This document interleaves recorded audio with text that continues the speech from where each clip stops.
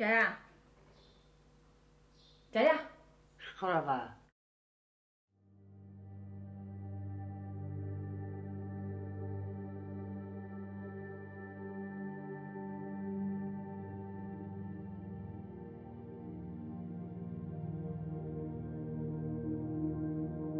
If it wasn't for the passing of my grandpa, I would never have considered spending 2 weeks to visit my grandma in the village, Xiangyang.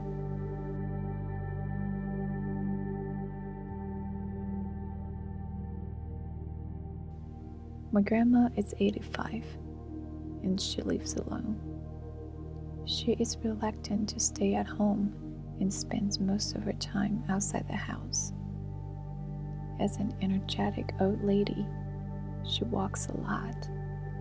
She sometimes even makes fun of her younger neighbors for walking too slow.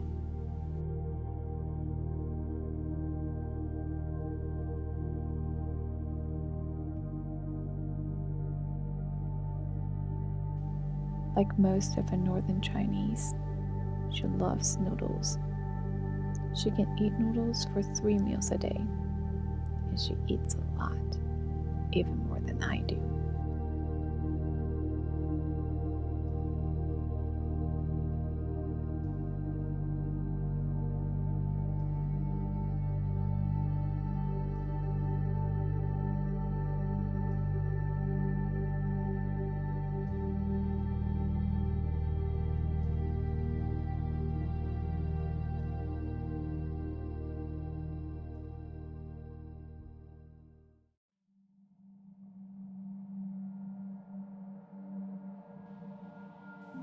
She's afraid when she's home alone, especially at night.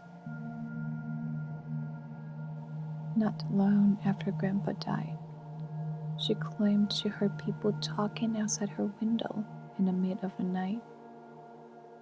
These ghostly voices terrified her and led to long, sleepless nights. She gathered 3 peach branches and a knife to drive these ghosts away, according to the superstition. She does this every night before bed.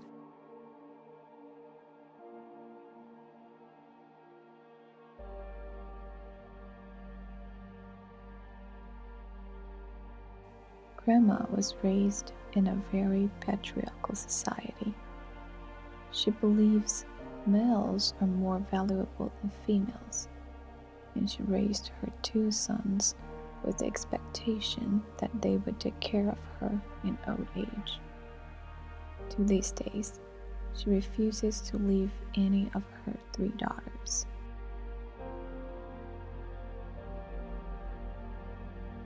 Before my grandpa's death, my eldest aunt tried to take both of them in her home in the village, but it only lasts a few days as my grandma spent most of the time complaining. Eventually, she had a fight with my aunt and simply left the house alone. My aunt was hysterical, worried her mother had drowned herself in the river.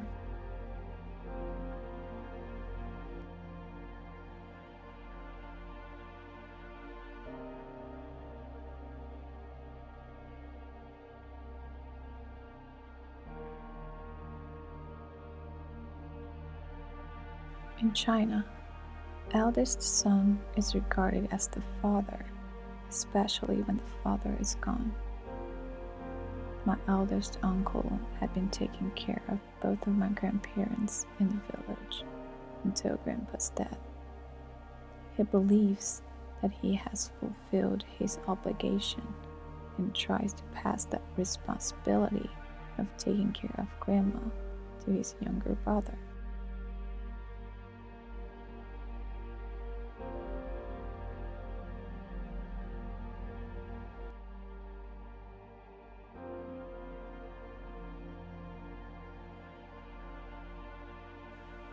My little uncle, along with my mom and my other aunt, moved 200 miles away to Wuhan when he was 18. Like so many, they left the village for work and then built their own families in the city.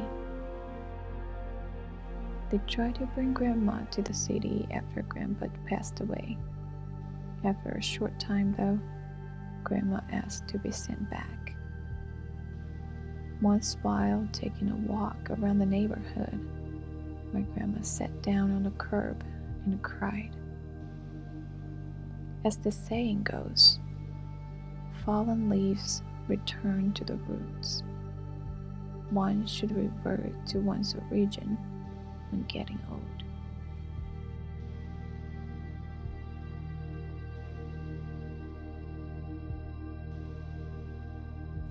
For now, my grandma lives alone in her village, where she wants to be. When I was there, she asked me every day, "When will your mom come?" She would even count down the days with her fingers and smile like a child. But then she would sigh and say, "She will leave anyway, and I will be left alone again."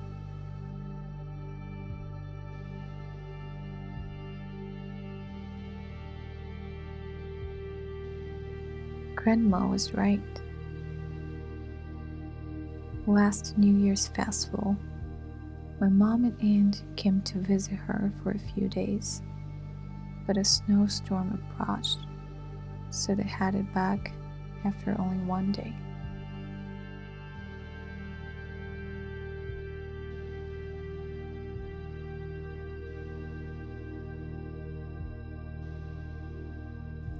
Grandma raised the kids with her heart and soul for decades.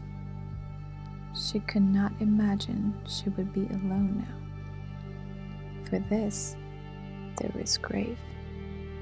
And for my mom and her siblings, who want to pay her back for the sacrifice, there is regret. And they share this regret with their generation and the generation after.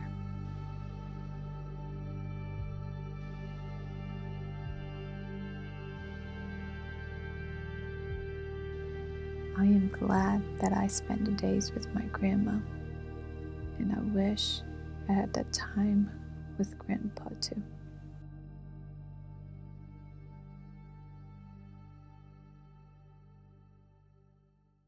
你妈先吃1天2天，明天后天。